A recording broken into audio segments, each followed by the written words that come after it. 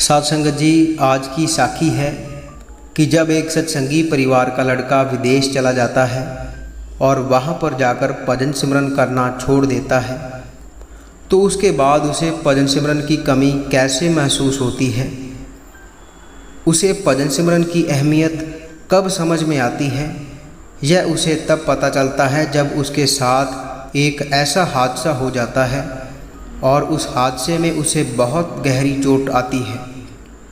तो साध संगत जी, आज की इस साखी में हमें भी बहुत कुछ सीखने को मिलेगा और हमें भी अंदर यही महसूस होगा कि अगर हमारा यहाँ पर कोई है तो वह केवल और केवल वह मालिक ही है।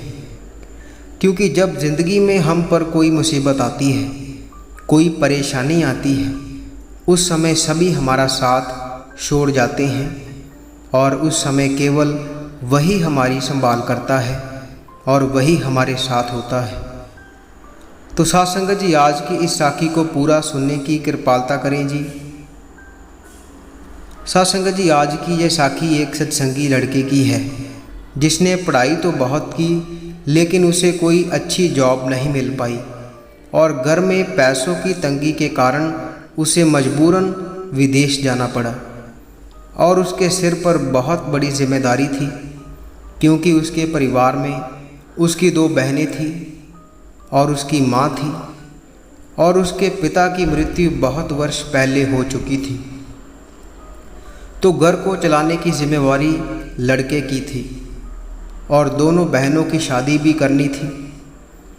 तो पैसों की तंगी के कारण उसे विदेश जाना पड़ा और उसे नाम की बख्शिश भी हुई थी और वह भजन सिमरन पर भी बैठता था। लेकिन जब वह विदेश चला गया तो वहाँ जाकर उसका ध्यान केवल और केवल पैसे कमाने पर था क्योंकि उस पर बहुत बड़ी जिम्मेदारी थी कि उसे अपनी दोनों बहनों की शादी भी करनी है। तो वह दिन रात काम करता था और 3 से 4 घंटे ही सो पाता था। बाकी का समय उसका काम में निकल जाता था और ये केवल उसने अपने परिवार के लिए किया। उसने वहाँ पर जी जान से काम किया, यहाँ तक कि उसने भजन सिमरन करना भी छोड़ दिया था क्योंकि वह 2 नौकरियाँ करता था तो उसे भजन सिमरन करने के लिए समय मिल ही नहीं पाता था। तो धीरे धीरे उसने काफ़ी अच्छे पैसे भी बना लिए थे और अपनी दोनों बहनों की शादी भी कर दी थी और वह सबसे छोटा था। और जब उसकी दोनों बहनों की शादी हो गई तब जाकर उसे चैन की सांस मिली कि कुछ भार हल्का हुआ, कुछ जिम्मेवारी ख़त्म हुई और उसकी बहनों की शादी अच्छे घरों में हो गई और घर पर उसकी माँ अकेले रहती थी। तो जब उसने अपनी बहन को फ़ोन किया कि माँ को भी अपने साथ रख लो तो उन्होंने ऐसा करने से इनकार कर दिया कि मेरे ससुराल वाले नहीं मानेंगे। और जब उसने अपनी दूसरी बहन को फ़ोन किया तो उसने भी ऐसा ही कहा। तो उसे इस बात का बहुत दुख लगा कि मेरी माँ अकेली रहती है और अकेले ही सब कुछ करती है।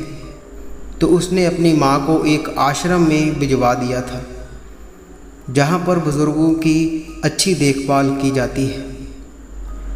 तो वह हर महीने उस आश्रम में पैसे भेजता था ताकि उसकी माँ की संभाल हो सके, उसकी माँ का ख्याल रखा जा सके। और उसने अपनी बहनों को भी बोल रखा था कि माँ की खबर लेने जाया करो, लेकिन वह कभी भी अपनी माँ की खबर लेने नहीं गई थी।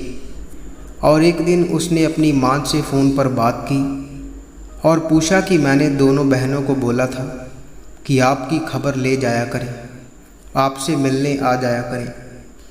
तो उसकी माँ ने कहा कि बेटा, खबर की तो बात ही दूर रही, उन्होंने तो शादी के बाद मुझे कभी फ़ोन भी नहीं किया। तो लड़के को इस बात का बहुत दुख लगा और उसकी दोनों बहनें उसे फ़ोन करती थी और अपने भाई से पैसों की मांग करती थी।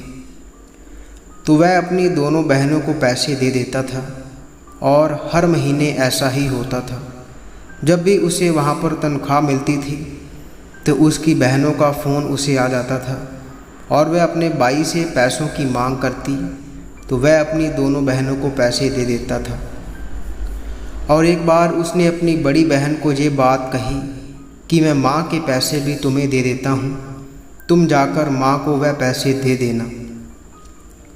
तो जब उसने अपनी माँ से इसके बारे में बात की तो उसकी माँ ने कहा कि बेटा, वह आज तक मुझसे मिलने नहीं आई और ना ही उसने मुझे कोई पैसे दिए हैं।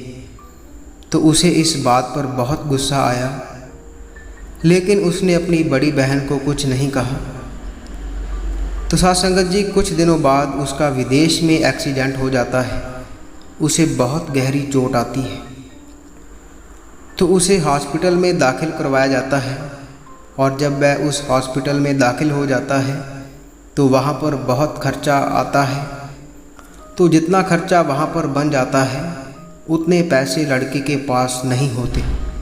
तो वह अपनी बड़ी बहन को फ़ोन करता है कि मेरा यहाँ पर एक्सीडेंट हो गया है और मुझे बहुत गहरी चोट आई है और मैं हॉस्पिटल में हूँ और मेरा यहाँ पर बहुत खर्चा हो गया है और अभी मुझे कुछ पैसों की ज़रूरत है।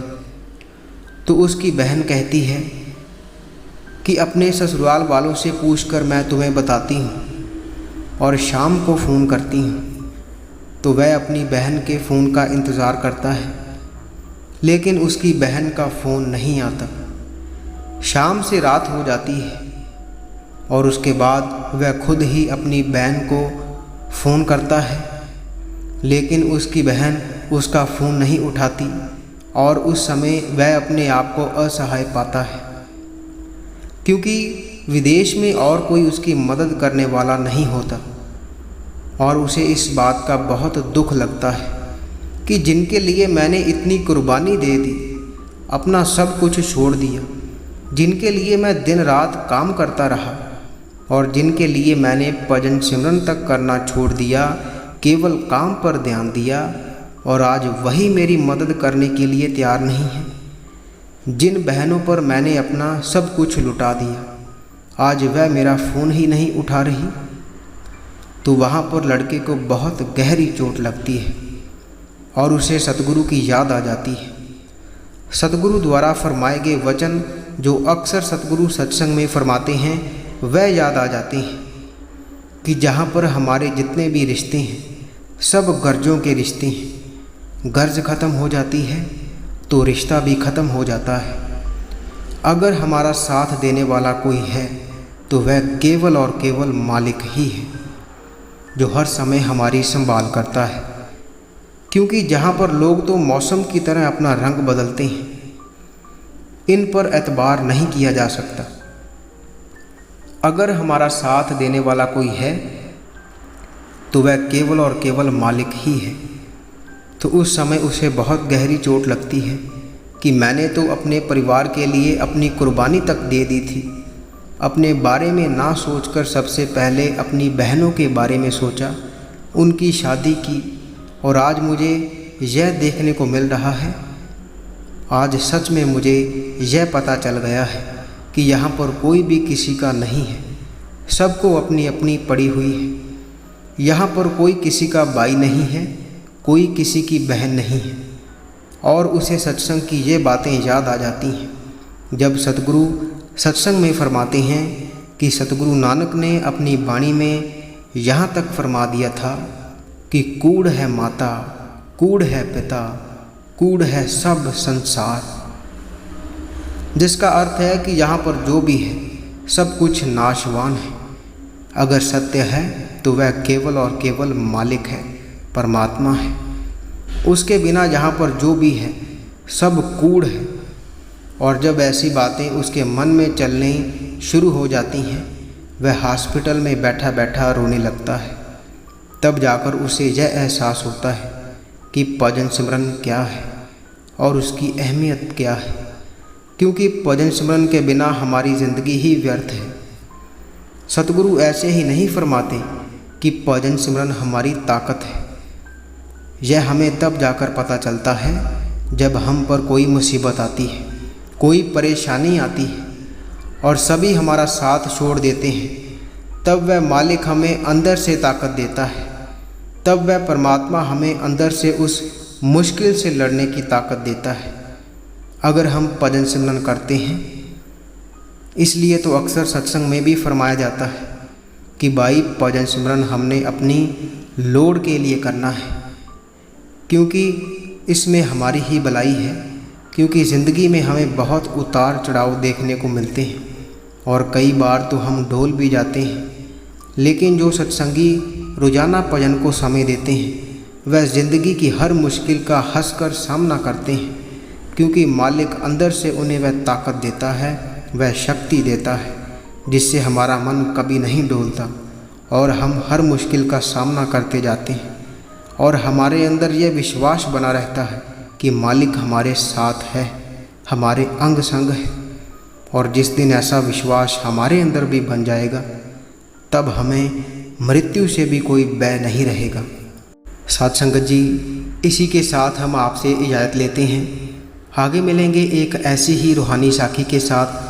अगर आपको ये साखी अच्छी लगी हो तो इसे और संगत के साथ शेयर ज़रूर कीजिए, ताकि यह संदेश गुरु के हर प्रेमी सत्संगी के पास पहुंच सके। और अगर आप इस चैनल पर नए हो तो चैनल को सब्सक्राइब जरूर कर लीजिए और साथ ही बेल आइकन पर भी प्रेस ज़रूर कीजिए, ताकि हम जैसे ही नई साखी अपलोड करेंगे उसकी नोटिफिकेशन आप तक पहुंच जाया करेगी। और अगर आप रूहानी साखियाँ पढ़ना पसंद करते हैं तो आप हमारी वेबसाइट www.santwachan.com पर जाकर पढ़ सकते हैं, जिसका लिंक वीडियो के डिस्क्रिप्शन में दिया हुआ है।